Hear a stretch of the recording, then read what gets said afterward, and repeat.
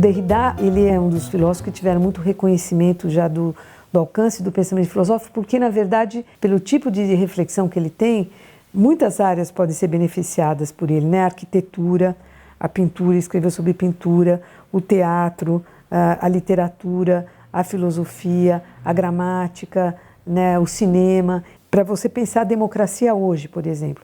Se você pensar que muitas pessoas dizem, não, mas o pensamento do Derrida não tinha declarações diretamente ligadas à análise da sociedade, não tinha uma intervenção política direta, militante. Ele tinha uma forma de militância que era do verdadeiro intelectual, né? Que o intelectual que ele pode ser aquele que interpreta, que compreende a complexidade, mas ele não pode dar aulas para a ação, né? Porque justamente o intelectual ele não dá o consentimento fácil para as coisas.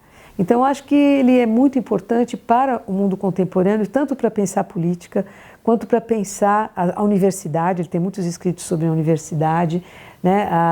Para pensar a questão da cultura, a questão da história, a questão das artes, né? Ele é um mundo a ser interrogado e, sobretudo, porque em todas essas áreas existe uma vocação antidogmática no pensamento dele que justamente se traduz na desconstrução, quer dizer, cada coisa ela é portadora de múltiplas significações, né?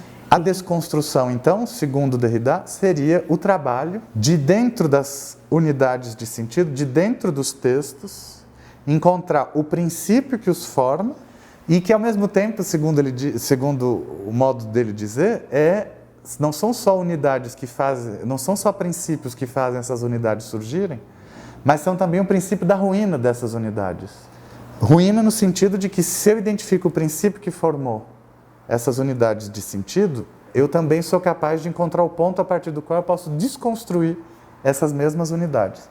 Eu chamaria a atenção para o fato de que ela não é uma destruição, ela é uma espécie de trabalho de desmontagem, mas ao mesmo tempo que permite uma remontagem.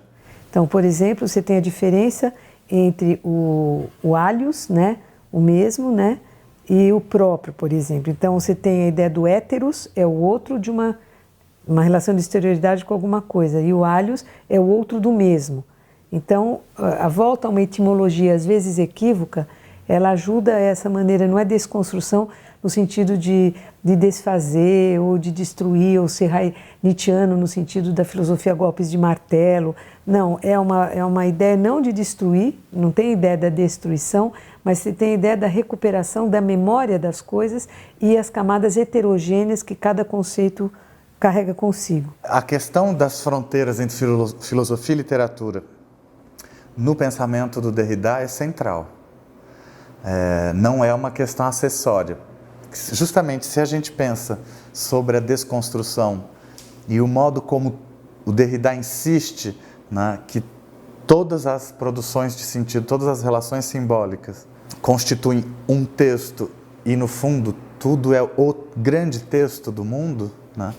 Se nós temos isso em vista, nós já percebemos que uma fronteira clara entre filosofia e literatura não é uma ideia muito viável, do ponto de vista de que tudo constitui um texto, né?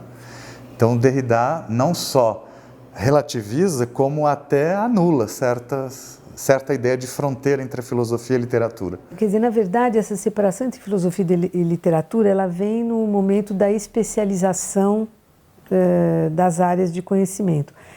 A gente pode datar, talvez um pouco abusivamente, esse começo da separação entre filosofia e literatura no pensamento do Platão. Porque Platão faz a crítica da mimesis, né? E a arte é a imitação, a arte é uma ficção. E na perspectiva do Platão, toda a imitação e a arte, a literatura fazendo parte disso, ou o teatro, né, a dramaturgia, ela é uma estratégia para ele de poder. E que tipo de poder? É um poder tão vertiginoso que ele é capaz de influenciar pensamentos e mobilizar comportamentos. Um ponto dessa reflexão que incomoda o Derrida e que dá bastante a pensar a ele é o fato de que, quando o filósofo começa a fazer um discurso sobre a metáfora, ele dá a impressão de primeiro definir a metáfora de fora, né, para poder então dizer que ele encontra a metáfora. Nos concentrando nesse ponto, a gente poderia perguntar o que é que justificaria que o filósofo, dizendo que está de fora, consegue entender o que é a metáfora por dentro. Então, essa separação, ela acontece artificialmente, porque a filosofia sempre viveu da literatura e a literatura da filosofia, apenas que, como gêneros literários, a filosofia ficou mais técnica com relação à literatura. Mas muito daquilo que a literatura fala por imagens, a filosofia fala por conceitos. Então, Derrida não poderia ser chamado de um pós-moderno. É que o Derrida não cai em certos dualismos que muitos pós-modernos dizem evitar, mas que no fundo eles reproduzem. A razão ou o trabalho do pensamento de um lado e a ação das paixões, ou então o âmbito do incondicionado humano, né? O âmbito das forças cósmicas que agem antes de nós agirmos, ou de nós podermos ter consciência disso. Né? Isso é um dualismo que o Derrida não admite. Ou admite, mas dizendo isso é o que tradicionalmente se chama de metáfora.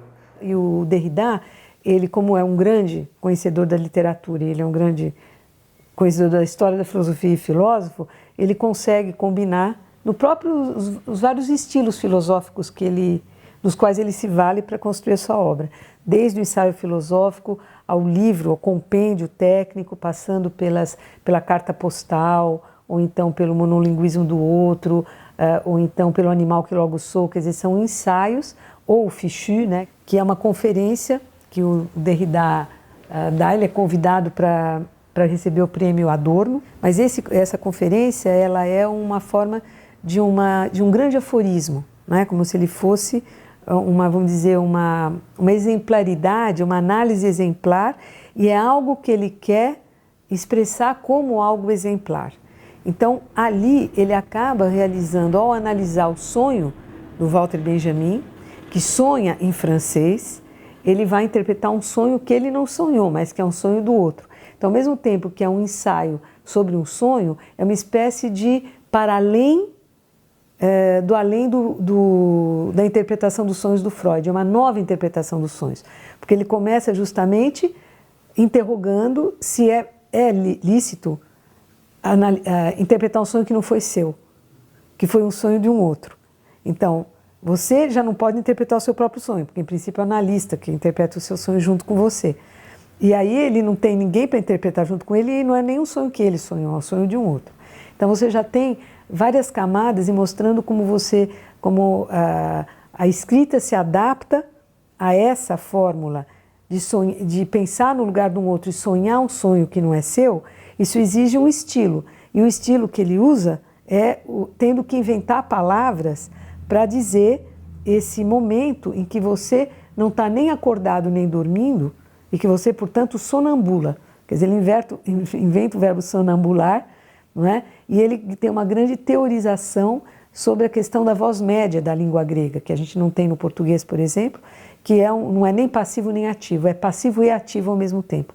Então, esses estados limítrofes de limiar interessam ao Derrida, porque são momentos em que os sentidos eles quase que estão em estado de dicionário.